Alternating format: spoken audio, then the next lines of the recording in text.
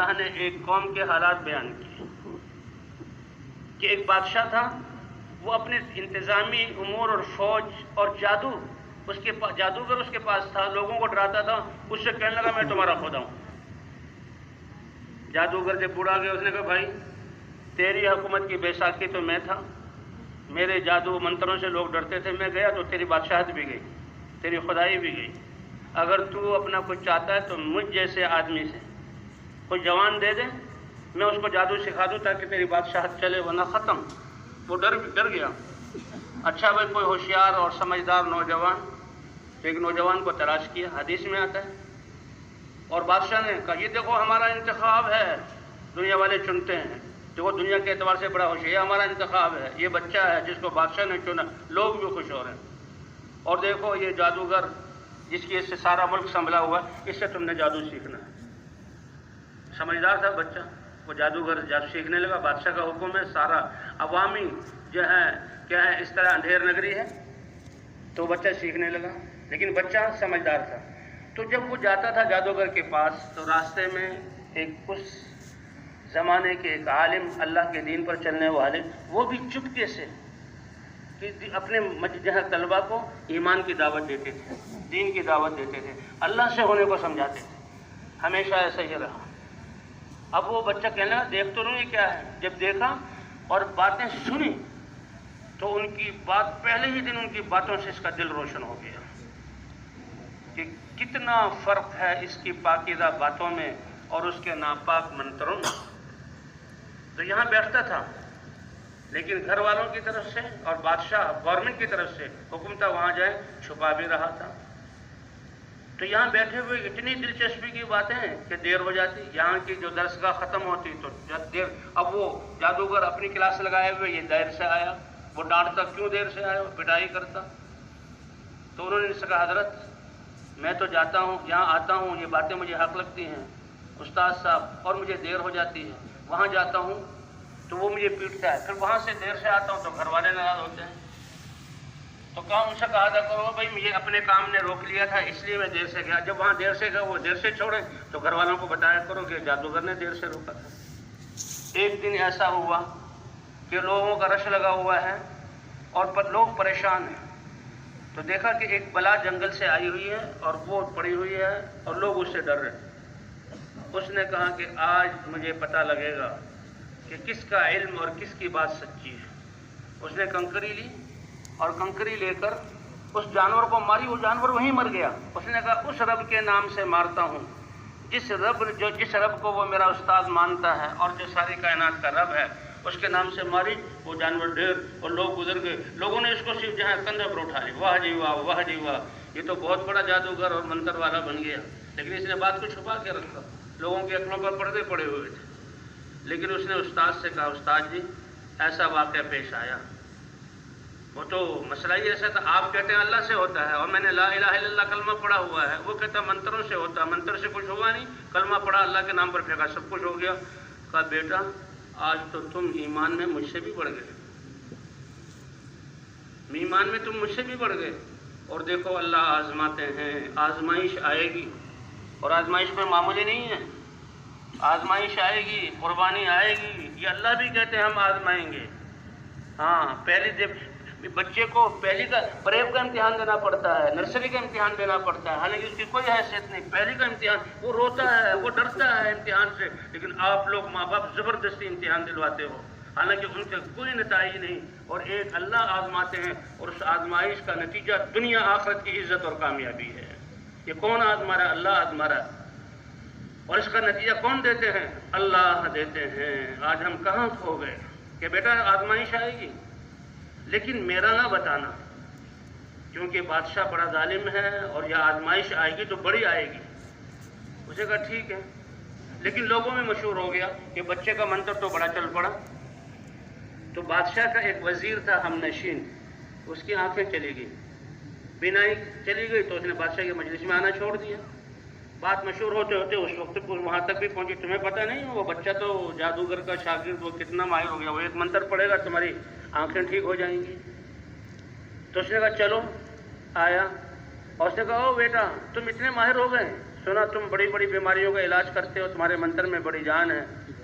اس نے ان کو الگ کیا کہ وزیر صاحب منتر ونتر کوئی نہیں ہے، کسی کا کوئی کمال نہیں ہے، یہ میرے رب کی قدرت ہے جس پر میں ایمان لایا ہوں، تم بھی اس پر ایمان لاؤ اور میں دم کر دوں گا تمہاری آنکھیں ٹھیک ہو جائیں گی۔ یہ قصہ ہے قرآن کا۔ اس نے اللہ کا نام لیا، پھونک مارا اس کی آنکھیں، اور اس نے کہا دیکھو امتحان ہوگا، اس امتحان کہ یہ ہے ایمان کا، آپ ایمان لیا بتانا نہیں۔ اس نے کہا ٹھیک ہے۔ اب وہ وزیر بادشاہ کی مجلس میں چلا گیا اور اپنی سیٹ پہ جا کے بیٹھ گیا۔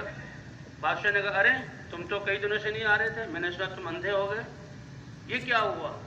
کیا اس لڑکے نے جادو کر کے منتر پڑھ کے تمہیں کہا نہیں بادشاہ سلامت نہیں، یہ کہا کیا ہوا؟ اس نے کہا مجھے اللہ نے شفا عطا کی ہے۔ تو وہ کون سا اللہ جس نے تمہیں شفا دی؟ کہ جو سب کائنات کا رب ہے۔ کہ یہ کس نے بتایا؟ اس نے کہا میں کیوں بتاؤں؟ لیکن بادشاہ نے پٹائی کی، بوڑھے کی، اسے پٹائی کی، اس نے کہا بچے نے بتایا۔ اب بچے کو پکڑ کے لایا گیا تو بادشاہ جو ہے یہ ایسے لوگ کھسیانی بلی کھمبا نوچے، اچھا تم جادو میں اتنے ماہر ہو گئے، تمہارے استاد نے یہ فن دے دیا، تم تو مانتے۔ انہوں نے کہا بادشاہ جھوٹ ہے سارا، اب تک میں شفا دار، اب تو بتانا پڑے گا، سب منتر جھوٹ ہیں، یہ شفا دینے والے اللہ ہیں، میں اس پر ایمان لایا، انہی کے دم سے ان کو جو ہے دم کیا، اور یہ بھی ایمان لیا ہے، اس لیے شفا۔ تمہیں کس نے بتایا؟ پہلے تو بچہ جو ہے بہت جو ہے اس کو وہ روکتا رہا، لیکن آخر بتا دیا کہ ہمارے اس استاد نے۔ بہرحال ان کو تو شہید کیا گیا، وہ تو شہادت کا درجہ پا گئے۔ اب بچے کا کیا کیا جائے کہ بچہ تو ابھی ابھرتا ہوا نوجوان ہے، اس کی تو بڑی صلاحیتیں ہیں، اس سے ہم نے کام لینا ہے۔ کہ اس کو ذرا ڈراتے ہیں، ڈرایا کوئی نہیں، اس نے جو کچھ بھی ہو جائے میں بالکل ایمان چھوڑ نہیں سکتا۔ انہوں نے کہا اچھا اگر جب تم مانتے نہیں تو پھر ہمارے پاس تو طاقت ہے، دیکھ لو اپنی طاقت کو۔ فوجیوں کو کہا اس کو باندھو اور اس کو پہاڑ کی اوپر والی چوٹی پر لے جا کر بندھا ہوا، وہاں سے دھکا دے دو اور یہ نیچے آ کر ریزہ ریزہ ہو جائے گا، اس کا نام و نشان بھی ختم، اور لوگوں کو پتہ لگے گا کہ دیکھو وہ بچہ جب اس نے بادشاہ کی بات نہ مانی تو یہ انجام ہوا۔ وہ کان کو ہاتھ لگائیں گے، اپنے اولاد و نسلوں کو روکیں گے۔ ایک تدبیر دنیا والوں کی چلتی ہے اور ایک تدبیر اللہ کی آسمانوں میں چلتی ہے۔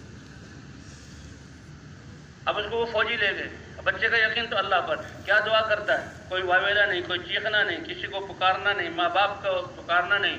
ایمان ایسی بڑی دولت ہے کہ انسان کے ساتھ ہر وقت، اور بھائی کہتے ہیں یہ ایمان اور اللہ کے نیک احکام یہ ایسا سرمایہ ہے، نہ حکومت ان پر ٹیکس لگا سکتی ہے، نہ بارڈروں والے امیگریشن والے اس کو روک سکتے ہیں، اور نہ دنیا کی کوئی فضا ان کو روک سکتی ہے۔ یہ فضاؤں میں اڑ رہے ہوں وہاں بھی آپ کو کام دیں گے، جنگلے میں ہو یہ ایمان اعمال وہاں بھی آپ کی حفاظت کرے گا، اور آپ شہروں میں ہو وہاں بھی سرمایہ کام آئے گا۔ قبر میں جب سب چیزیں یہاں رہ جائیں گی فرشتے بھی اس کو روک نہیں سکتے، اور میدان محشر میں یہی اعمال انسان کو اللہ کی رضا دلوا کر جنت کا مستحق بنائیں گے۔ یہ ایمان اور اعمال ایسا سرمایہ۔ اس بچے نے کیا کہا؟ کوئی زیادہ نہیں، اللہم اکفناہم بما شئت، اے اللہ قدرت قادر تو ہے، ایمان تو تجھ پر لایا ہوں، یقین یہ ہے کہ معاملہ تو تیرے ہاتھ میں ہے، اب یہ فوجی مجھے مارنا چاہتے ہیں، اے اللہ تو ہی کفایت فرما۔ ہمیں بھی اللہ کے رسول نے دعاؤں میں بتایا ہوا ہے کہ یہ پریشانیاں ہوں، کوئی دکھ تکلیف پہنچائے تو یہ دعا اللہم اکفناہم بما شئت وبمن شئت کیف شئت، اللہ کے رسول یقین کے بقدر اللہ کا معاملہ نقد ہوگا۔ اب یہ بچہ ہے نوجوان، اور اس نے یہ پڑھا، رسیوں سے یہ بندھا ہوا تھا، وہ پہاڑ میں ایسا جنبش آئی اور ایسا زلزلہ آیا، وہ سب گر گر کے جیسے اس کو مارنا چاہتے تھے مر گئے، اور اس کی رسیاں کھل گئی۔ اللہ نے اس کو محفوظ رکھا اور پہاڑ پر سے سیدھا اترتا ہوا بادشاہ سلامت کو، بادشاہ سلامت سلام۔ اس نے کہا یہ کیا ہوا؟ میرے فوجی کہاں گئے؟ کہا میرے اللہ نے تمہارے فوجیوں کو ہلاک کر دیا، میرے اللہ نے تمہارے فوجیوں کو ہلاک کر دیا، کرنے والا وہ ہے۔ اللہ کے رسول صلی اللہ علیہ وسلم کے پاس مدینہ منورہ میں کسریٰ فارس کی طرف سے اس نے پیغام بھیجا یمن کو، اور یمن کے جو اس کا نائب تھا وہ بھی کافر تھا، اس نے 2 سپاہیوں کو بھیجا، اور وہ سپاہی جو ہم عرب کے علاقے سے ہوتے ہوئے کہ محمد صلی اللہ علیہ وسلم جو نبوت کا دعویٰ کرتے ہیں ان کو جا کر پکڑنا ہے۔ اور اب خوش ہو گئے، اب ہمیں حضور کے خلاف جنگ نہیں کرنی پڑے گی، ہمیں کوئی اور تدبیریں نہیں کرنی پڑے گی، ہمیں نکلنا نہیں پڑے گا۔ کسریٰ فارس کے 2 فوجی آئے اور وہ ان کو پکڑ کے لے جائیں گے۔ وہ حضور صلی اللہ علیہ وسلم کے پاس پہنچے، ان کی مونچھیں بڑی بڑی تھیں اور ان کی عجیب سی شکل تھی، حضور کو ناپسند ہوئی کہ کیا بات ہے کہ ہمارے رب کہتے تھے آپ کو پکڑنے کے لیے بھیجا ہے، کہا جاؤ تم صبح کو آ جانا میرے پاس، میں بتاؤں گا۔ اور وہ صبح کا آئے، حضور نے فرمایا میرے رب نے جو آسمانوں کا رب ہے تمہارے رب کو قتل کر دیا ہے۔ معاملہ تو اللہ کے ہاتھ میں، وَلِلَّهِ الْأَمْرُ مِنْ قَبْلُ، یہی لا الہ الا اللہ کی محنت اور ایمان کی محنت کا خلاصہ ہے۔ اب بادشاہ بڑا حیران ہوا، سٹ پٹایا بھی۔ اس نے اور فوجیوں کو بلایا، کہا اس کو باندھ کے کشتی میں سوار کرو اور سمندر کے اندر گہرائی میں لے جا کر اس کو ڈال دو اور تم واپس آ جاؤ، بندھا ہوا ہوگا، مر جائے گا، مچھلی کھا لے گی۔ اب اس نے بھیجا اور اب ذرا قدرے مطمئن ہے لیکن دھڑکا بھی لگا ہوا ہے، اور کچھ دیر بعد دیکھتا ہے کہ وہ لڑکا پھر صحیح سالم آ جاتا ہے۔ کہ کیا ہوا؟ اور وہاں اس بچے نے کیا کیا؟ جب اس کو ڈالنے لگے، اللہم اکفناہم بما شئت، اے رب العالمین جس پر میں ایمان لایا ہوں تو میری کفایت فرما ان کے شر سے۔ وہ کشتی میں پانی میں بھونچال سا ہے، بھنور آیا اور کشتی کو اس نے گھمایا اور وہ سب ڈوب گئے اور اس کی رسیاں کھلی، پانی پر چلتا ہوا بادشاہ سلامت کے پاس آ گیا۔ یہ ہے اللہ کا کائنات کو مسخر کرنا اس ایمان والے کے لیے دنیا میں۔ یہ کوئی معمولی دولت ہے؟ یہ لا الہ الا اللہ کا نام ہم نے جو ہے ویسے ہی پڑھا ہے؟ دنیا والوں کے ساتھ عہد کر کے ان کی ملازمت سیٹوں پر آ کر کتنی عزت کی امید رکھتے ہیں۔ اللہ کہتا دنیا اور آخرت کی عزتیں دینے والا میں ہوں۔ یہ لا الہ الا اللہ مجھ سے ایک عہد ہے میرے اور میرے بندے کے درمیان۔ اس سے اونچا کلمہ اور بڑا عہد ہے ہی نہیں، اس سے بڑا علم والا کلمہ ہے ہی نہیں۔ سب سے بڑے علم والا کلمہ جو اللہ نے نبیوں کو انسانوں کی اصلاح کے لیے دے کر بھیجا۔ اب پھر بادشاہ سلامت کے پاس آیا، کیا ہوا؟ کہ اللہ نے ان کی کفایت کر دی، وہ ڈوب کے میں نکل آیا۔ اور اب یہ بچہ اللہ کی ذات کا یقین، اس بادشاہ، اس کی فوج، اس کا ملک، اس کی طاقت، اس کا دبدبہ وہ کھلونا نظر آ رہا ہے، اور اس کی بے بسی پر بچہ دل میں خوش ہو رہا ہے۔ کہا مسکین کتنی طاقت خرچ کرے گا، میرے رب کے سامنے یہ کیا کر سکتا ہے، میرا اللہ میرے ساتھ ہے۔ او بادشاہ تم مجھے ختم نہیں کر سکتا، میں ہی، اگر تم مجھے ختم کرنا چاہتے ہو چلو کر لو، میں قربانی کے لیے اپنے آپ کو پیش کرتا ہوں، جو میں طریقہ بتاؤں گا اس سے تم مجھے ختم کر سکتے ہو، جو تیری تدبیریں، فوجیں اور ہتھیار ہیں اس سے مجھے ختم نہیں کر سکتے۔ اور اللہ نے اس کو سمجھ دی کہ تمہیں اللہ نے یہ دیا اور بڑے پیمانے پر ہدایت ملنے کے لیے تمہیں جان کی قربانی دینی ہوگی۔ بچے نے کہا ٹھیک ہے۔ آج جس جان کو ہم بچاتے ہیں نا، کہ اللہ کے راستے میں گئے، لوگوں کو مسجد میں بلایا اور لوگ دین پر بنے، تو ہمارے پیچھے کا کیا ہوگا؟ اس لیے بھائی نہیں، ابھی نہیں، ابھی ہم سوچ رہے ہیں۔ یہ بچہ سمجھ گیا کہ ایمان کی جو قربانی دینی پڑے گی، اور کہا بادشاہ سلامت جتنا دور لگاؤ ختم نہیں کر سکتے۔ ختم کرنا چاہتے، ہاں تجھے نیست و نابود کرنا چاہتا ہوں، تیرا کلمہ نہ چلے۔ کہا کلمہ تو وہ چلے گا جو اللہ چاہیں گے۔ کہا پھر اپنے پوری عوام کو جمع کرو ایک میدان میں، اور وہاں پر ایک ممبر اور اسٹیج لگاؤ، اور تم بھی وہاں پر موجود ہو، اور مجھے سولی پر چڑھاتے تھے اس وقت، رسیوں سے باندھ کے، لکڑیوں سے باندھ دینا، سولی پر باندھ دو، اور پھر تم میرے سامنے کھڑے ہو، اپنے ترکش سے تیر کمان نکال کر تیر کو چیلی پر لگاؤ اور میرے کن پٹی کا اشارہ لو کرو، اور اس تیر کو جو چھوڑے گے اس سے مروں گا، لیکن تیر جو ہے مارنے سے پہلے جو میں کہوں وہ کہنا تم سب لوگوں کے سامنے، اور لوگوں سنو، بسم رب ھذا الغلام، اس لڑکے کے رب کے نام سے میں یہ تیر چھوڑ رہا ہوں، کہ وہ تیر مجھے آ کے لگے گا، میری جان نکلے گی۔ بادشاہ تو اندھا تھا اور جو ہے بے وقوف تھا، وہ بڑا خوش ہوا بچہ ختم ہو جائے گا۔ ساری عوام، مردوں عورتوں بچوں کو جمع کیا اور فوجوں کو جمع کیا اور اسٹیج لگا، اور بچے کا ایسا کھڑا ہوا، بچے نے اپنی جان کی قربانی دی۔ اس نے جو ہی تیر چھوڑا اور شور بسم رب ھذا الغلام کہا، بچے کے یہاں کن پٹی میں تیر گھس گیا، خون رسنا شروع ہوا، ہاتھ رکھا، جان اللہ کی دے دی، اللہ کے پاس پہنچ گیا۔ لیکن اس قربانی کے بدلے میں پورے میدان میں ایک نعرہ لگا، بادشاہ جھوٹا ہے، اس رب بچے کا غلام سچا ہے، ہم نے بادشاہ کی تکذیب کی اور کفر کیا، وآمنا برب ھذا الغلام۔ یہ ہے قربانی۔ حضرت عبداللہ بن حذافہ رضی اللہ تعالیٰ عنہ، مسلمان اپنی جان لے کر نکلتے تھے قربانی دینے کے لیے، اے اللہ تیرا دین زندہ ہو جائے۔ مولانا الیاس صاحب رحمۃ اللہ علیہ نے یہ جو محنت کہ چھوڑو اپنے گھروں کو، نکلو اللہ کے راستے میں، چلو سفر میں اور تھکو اور اللہ کے کوئی بڑائی کو بیان کرو، سنو لوگوں کی گالیوں کو اور سنو لوگوں کے تانوں کو، اور جو ہے اپنی جو ہے خوشیوں کو پیس دو تاکہ اللہ کا امر زندہ ہو جائے۔ تم اپنے آپ کو پیسو گے، اللہ کا امر تو اللہ کے حکم سے زندہ ہوگا، اللہ تمہیں بھی عزت کی چوٹیوں پر پہنچا دیں گے۔ یہ دنیا والے اپنے سیٹوں اور دنیا کے لیے قربانی کرنے والوں کو کتنے ناپائیدار اعزازات سے نوازتے ہیں، اللہ نہیں نوازے گا؟ حضرت عمر رضی اللہ تعالیٰ عنہ فرماتے ہیں نحن قوم کنا اذلا، ہم تو دنیا میں گرے پڑے لوگ تھے، کمزور لوگ تھے، اعزنا اللہ بالاسلام، اسلام آیا، اس کی محنت آئی، اللہ نے اسلام کے ذریعے ہمیں عزت دی اور پوری انسانیت کو بتا دیا کہ دیکھو اگر اس کو چھوڑ کر ہم عزت تلاش کریں گے پھر ہم گر جائیں گے۔ تو یہ ہے قربانی اللہ کے لیے۔ حضرات انبیاء کرام یہ قربانی دینے والے تھے۔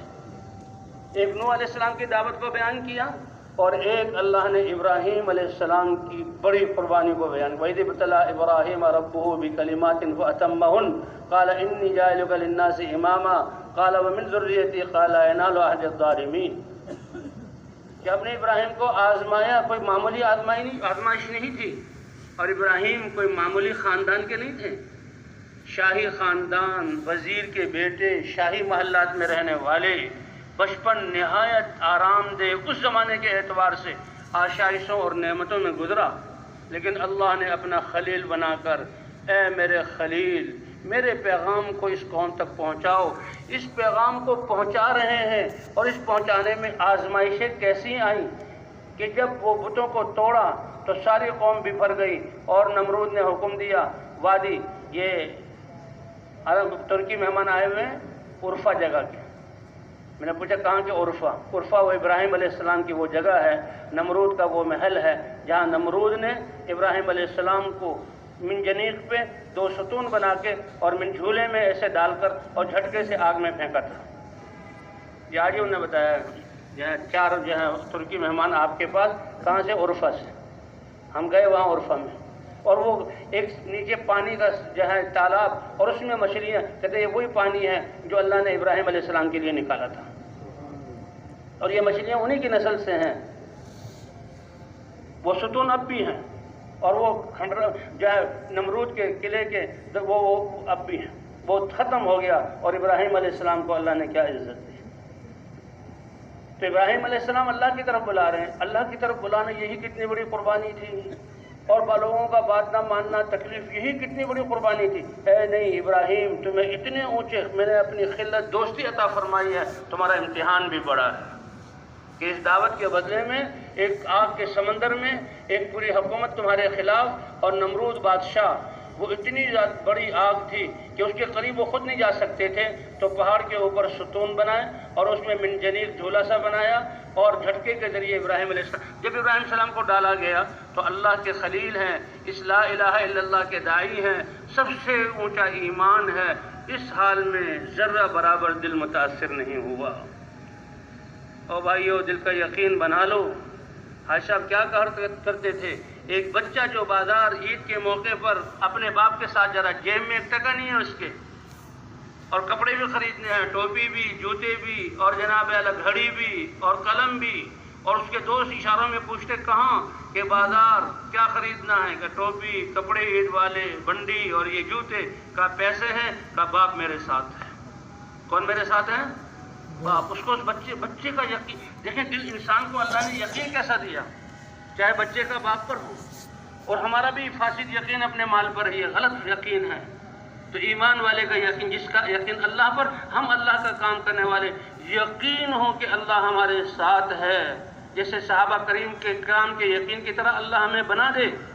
گھروں سے کوئی توشے، گھروں سے کھانے کے انبار اور پیسوں کے ڈھیر لے کر نہیں چلتے تھے، وہ بغیر توشے ان کے خالی، اور یہاں مشکیں بھی خالی، پانی کی ضرورت ہوتی دعا مانگ کر بارش برسوا لیتے تھے، کھانے کی ضرورت ہوتی اپنا کھانا جمع کے اللہ سے مانگا، اتنی برکت ہو جاتی کہ ہزاروں کے لشکروں کے توشہ دان پھر کھانے سے بھر جاتے۔ تو کون دینے والا کون ہے؟ یہ یقین بنا کر میدان میں تو اترے۔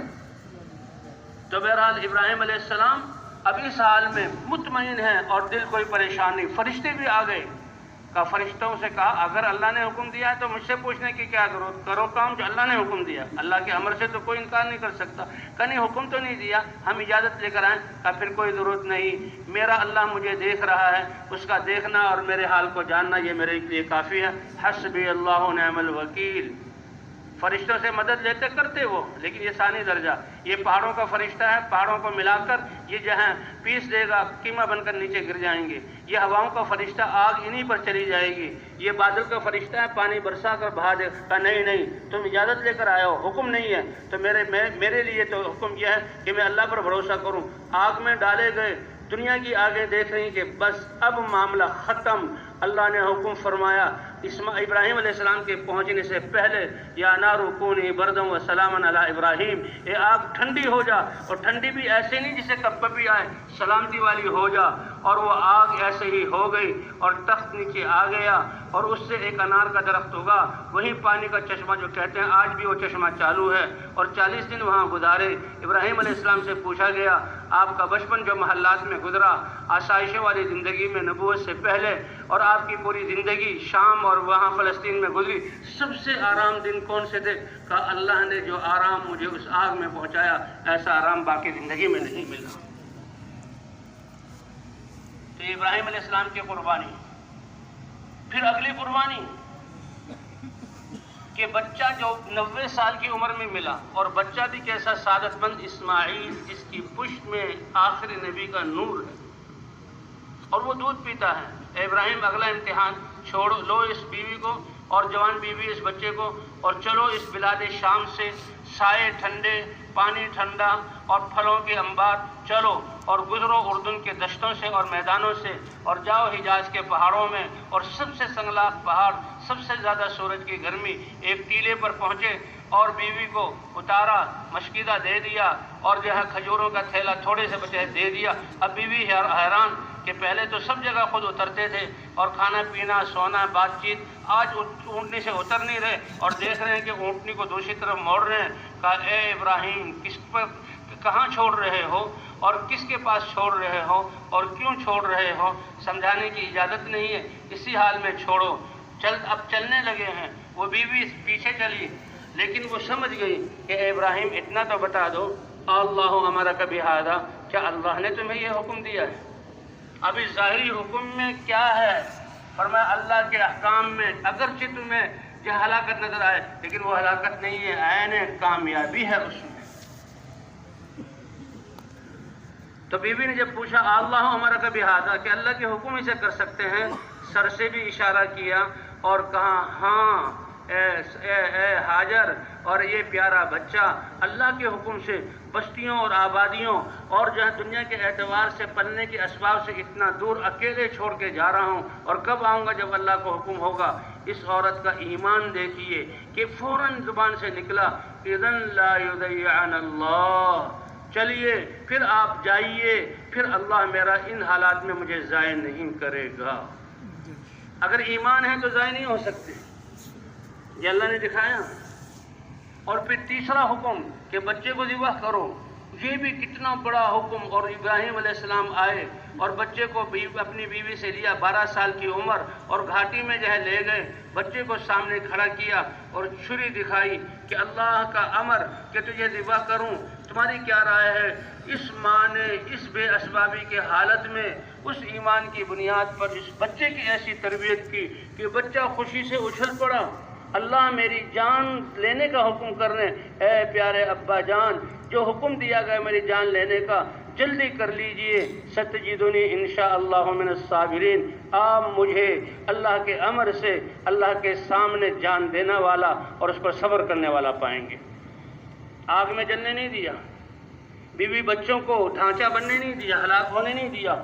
کیسا آب زمزم کا نظام، اور کس بیت اللہ بنا اس قربانی کی بنیاد پر، اور کتنے لوگ اس وقت سے آج تک آباد، اور لاکھوں حاجی جاتے ہیں، اور کیسے کچھ وہاں نہیں ہوتا تھا سوائے آب زمزم کے، اور کیسے اللہ نے انسانوں کی زندگی کا انتظام کر دیا ہے، اور ایمان والوں کے لیے حج کے ادا کرنے کا یہ انتظام کر دیا ہے ان 2 بچوں اور اس ہستی کی قربانی کی وجہ سے۔ اے ایمان والے، تمہاری قربانیاں ایسے ہی ہیں، ایمان کی بنیاد پر دے رہو۔ یہ بچہ تو اس ماں کی، اس سے یہ بات پتہ چلتی ہے، ایمان والوں کو اللہ بتا رہے ہیں، ایمان والی عورتوں کو، کہ دیکھو جب ہاجر اس بے سامانی میں اپنے بچے کی ایسی تربیت کر سکتی ہے کہ وہ باپ سے کہہ رہا ہے کہ گردن تو ہے ہی اللہ کے لیے، کاٹ دو جلدی سے، میں اپنے آپ کو پیش کر سکتا ہوں۔ یہ مائیں اپنے گھروں میں چاہے اسباب نہ ہو، اپنے بچوں کو اللہ کے حکم پر چلنے والا اور دین کی محنت کرنے والا بنا سکتی ہے۔ تمہیں بنا سکتی کہ نہیں بنا سکتی؟ یہ واقعہ تو ان کے ساتھ خاص نہیں ہے۔ اسی لیے بچہ کہ سب سے پہلے یہ بچہ کتنا خوش قسمت ہے، یہ امت کتنی خوش قسمت، اس میں ایمان والے کتنے خوش قسمت، ایمان والوں میں حضور کی محنت کرنے والے کتنے خوش قسمت، اور ان کے گھر میں بچہ پیدا ہونے والا سب سے پہلے اس کے کان میں اذان کے وہ کلمات کہ جو دعوت تامہ ہے، تمام نبیوں کی دعوت کا خلاصہ ہے، اور جس کے ذریعے اس امت کی نمازیوں کو مسجد کے میں بلایا جاتا ہے، وہ کلمات اس بچے کے منہ یا کان میں کہہ دو۔ اور یہ ماں بچے کو سلائے گی تو دائیں کروٹ پر، یہ ماں بچے کو کھلائے گی بسم اللہ کے ساتھ، یہ ماں بچے کے آس پاس تقوی والی زندگی، نماز والی، اور جہاں راتوں کو رونے اور دعاؤں والی زندگی، یہ بچہ اس میں پروان چڑھے گا۔ اور بچہ جب بولنا شروع کرے تو یہ ماں سب سے پہلے کائنات کی روح اللہ کا نام اس بچے کو سکھائے گی۔ یہ اللہ کا نام، اللہ کا اسم ذاتی ہے۔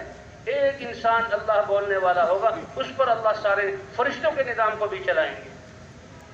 عرش سے لے کر تحت ثری تک ساری کائنات کی بقا اس ایک کے اللہ کہنے پر۔ جب اس ماں نے اس بچے کو اللہ سکھا دیا، کتنی بڑی دولت اس بچے کو عطا کر۔ کوئی بچہ اللہ اللہ کہنے والا بن جاتا کہ نہیں بن جاتا؟ فرمایا تم بگاڑتے ہو بچوں کو۔ اور سب سے پہلے کلمہ لا الہ الا اللہ، اور آداب، بیٹا کھانا ہو سیدھے ہاتھ سے، چھوٹے لقمے لو، بسم اللہ پڑھ کر کھاؤ، ایسے بیٹھ کر کھاؤ، بیٹا سو ایسے، جی ہاں سوتے وقت یہ دعا پڑھو، جاگو ایسے، کپڑے پہننا ایسے۔ یہ بغیر کسی اضافی محنت کے تقوی والی اور سنت والی زندگی ماں اس کی تربیت کر سکتی ہے۔ میں کر سکتی کہ نہیں کر سکتی؟ اور کہا بچپن یہ دعائیں ہماری یہ دعائیں جتنے آج آسیب ہے، بندش ہے، ذہنی پریشانی ہے، یہ سب ایک دین پر نہ چلنے کا نتیجہ ہے، اور دوسرے حفاظت والی دعاؤں کے نہ پڑھنے کا نتیجہ ہے۔ اور بچپن سے یہ دعاؤں سکھا دو، جن لوگ سکھاتے ہیں ماشاءاللہ وہ بچے دعاؤں کا ایسا اہتمام، ماں باپ سے بھی کہتے ہیں کہ جی آپ نے گھر داخل ہوتے دعا پڑھی ہے، ابا جان میں نے کھانے کی دعا پڑھ لی۔ کون سا عمل ہے جس میں حضور نے وہ مبارک دعائیں نہ سکھائی ہوں جو حضور کے منہ سے نکلی، جو اللہ نے سکھائی، جس میں اللہ کی حمد ہے، اور جن دعاؤں میں اپنی حفاظت کا اللہ سے سوال ہے۔ دعا کر دو جی، تعویذ دے دو جی، دم بتا دو جی، پھونک مار دو جی، یہ چیزیں ٹھیک ہیں، اور لیکن بھائی جو اللہ نے آپ کو نعمت دی ہوئی تھی اس کو کیوں ضائع کرتے ہو، اور اس کو کیوں تم جہاں اس سے غافل ہو؟ اور بچپن کی یہ سکھائی ہوئی دعائیں یہ بچپن تک بھولیں گے نہیں، یہ ایسے ہیں جسے پتھر پر لکھ دینا۔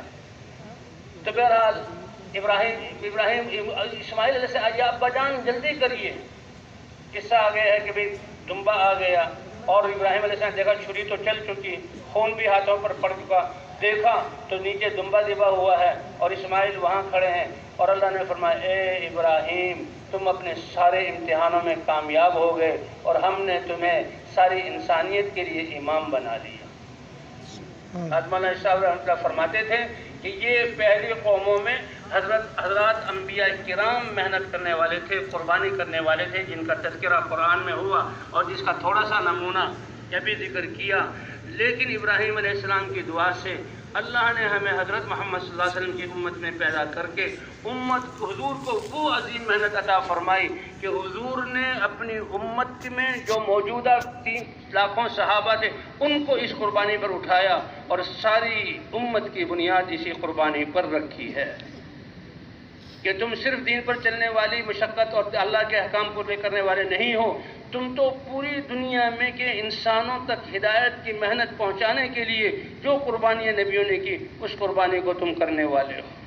کہ بھئی ایسے ہی ہے کہ نہیں ہے کہ جہاں ایک نبی کی محنت اور قربانی سے ایک قوم میں ہدایت والے تیار ہوتے، ان کو دنیا میں بسایا جاتا، اور باطل کو، نمرود کو ختم کیا، فرعون کو ختم کیا، قارون کو تباہ کیا، قوم عاد کو اللہ نے اڑایا، قوم سمود کو چیخ کے ذریعے بھسم کیا، قوم شعیب کو اللہ نے آگ برسا کر ختم کیا، قوم سبا پانی کے ڈیم کے عذاب میں ہلاک ہوئی، اور ایمان والے بسے نبیوں کی قربانی سے۔ جب یہ امت اس قربانی پر آئے گی تو اللہ ارب ہا ارب انسانوں کی زندگی کے بچنے کے اسباب دنیا میں پیدا کریں گے۔ حضور صلی اللہ علیہ وسلم نے ایک ایک کلمہ گو مردوں اور عورتوں کو اس قربانی کرنے والا بنایا، کیونکہ حضور صلی اللہ علیہ وسلم کی محنت صرف دین کو پہنچانے کی محنت نہیں ہے، حضور کی بعثت دوہری بعثت ہے کہ آپ صلی اللہ علیہ وسلم نے اپنی امت کو اللہ کا مبارک دین اور احکام کا مجموعہ بھی دیا، اور دین کو کرنے والی محنت اور قربانیاں بھی دی۔ اب حضور صلی اللہ علیہ وسلم تو سید المرسلین ہیں، اللہ کے محبوب ہیں، لیکن آپ پر دعوت کی شروع کرتے ہی کتنی قربانی، فَأُوذِيتُ فِي اللَّهِ مَا لَمْ يُؤْذَ أَحَدٌ وَأُخِفْتُ فِي اللَّهِ مَا لَمْ يُخَفْ أَحَدٌ، جتنا مجھے ڈرایا گیا کسی کو ڈرایا نہیں گیا، جتنا مجھے تکلیف دی گئی اتنا کسی کو تکلیف نہیں دی گئی۔ حالانکہ اللہ تعالیٰ نے داؤد علیہ السلام پر وحی بھیجی کہ تمہارے بعد جو ایک نبی آئے گا ان کا نام محمد اور احمد ہوگا، اور وہ بڑے پاکیزہ ہوں گے، اللہ کے محبوب ہوں گے، کبھی اللہ کو ناراض نہیں کریں گے، اور اللہ بھی ان پر کبھی ناراض نہیں ہوں گے، اور ان سے کوئی گناہ صادر نہیں ہوگا۔ اور اعزاز میں لکھ دیا ہے اگر ان سے کوئی ایسی نامناسب بات صادر ہوئی تو اللہ نے پہلے ہی اعلان کر دیا ہے کہ اس کے گناہ کو، ان کی لغزشوں کو پہلے ہی میں نے معاف کر دیا ہے۔ ایسے پیارے نبی، اور نبوت ملنے کے وقت تک آپ کی پاکیزہ زندگی، آپ کے پاکیزہ اخلاق، آپ کی قوم کی خدمت کرنا یہ مثالی تھی، لوگ رشک کرتے تھے لیکن کسی کی زندگی نہیں بدلی۔ لیکن جب یہ ذمہ داری ملی کہ میرے دین کا کام کرو تو پھر کیسے حضور صلی اللہ علیہ وسلم مخالفت کا سامنا کیا، اور کیسے پہلی ہی مجلس میں سب نے کہا کہ ہم اس بات کو ماننے کے لیے تیار نہیں۔ حضرت عمر اور حضرت ابوبکر میں کچھ آپس میں رنجش سی ہو گئی، لیکن وہ حضرات اور حضرت ابوبکر جیسی ذات وہ کہاں یہ برداشت کر سکے۔ حضرت ابوبکر رنجیدہ رہنے لگے کہ حضرت عمر کا دل صاف نہیں ہے۔ حضور صلی اللہ علیہ وسلم نے دیکھا تو حضور صلی اللہ علیہ وسلم پریشان ہو گئے کہ میرا ابوبکر پریشان، اور فوراً ممبر پر چڑھے۔ آپ کسی کو نام لے کر تو نہیں کہتے تھے کہ فلاں نے ایسا کیا ہے، اور نہ آپ نے ابوبکر سے پوچھا، پتہ لگ گیا وہ پریشان۔ کمالی انازع فی صاحبی ابوبکر، کیا ہوا ہے میرے صحابہ، تم اپنے نبی کو ابوبکر کو تنگ کر رہے ہو، مجھے میرے ابوبکر کے بارے میں تکلیف دی جا رہی ہے۔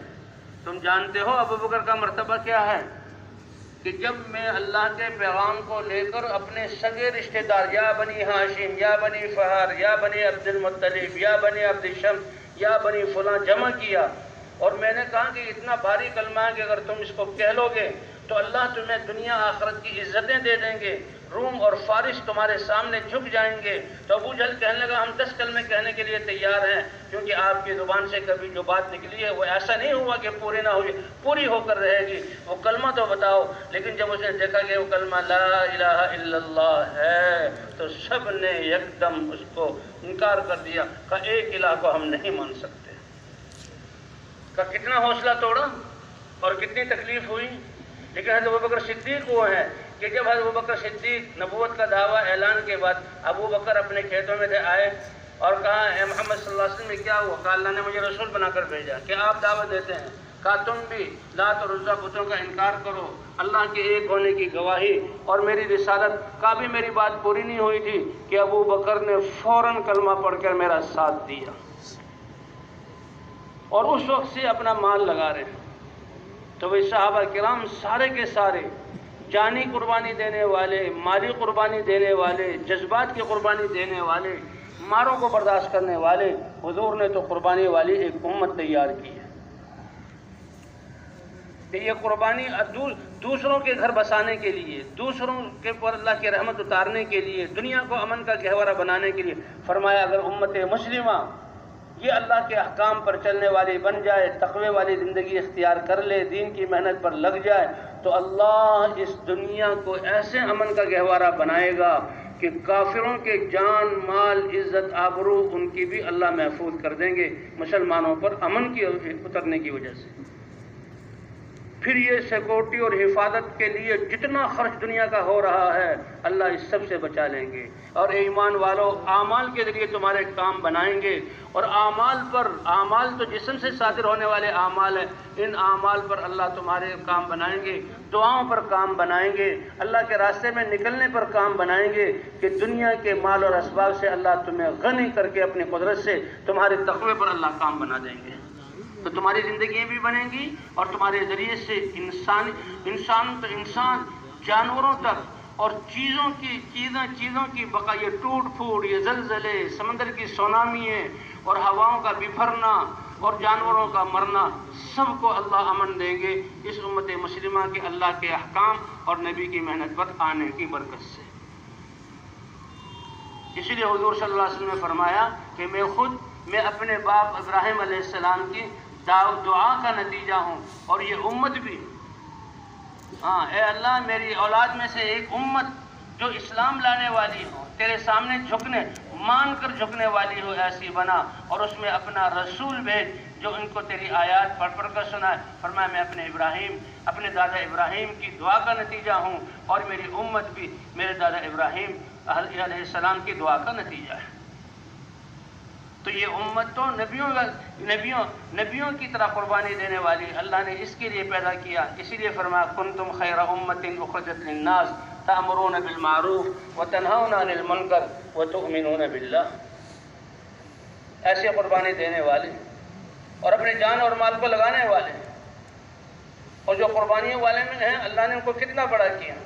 فتح مکہ کے موقع پر، فتح مکہ پر تو آپ کے اخلاق اور عبادات، پھر تو کفر کی جو ہے وہ کمر ہی ٹوٹ گئی۔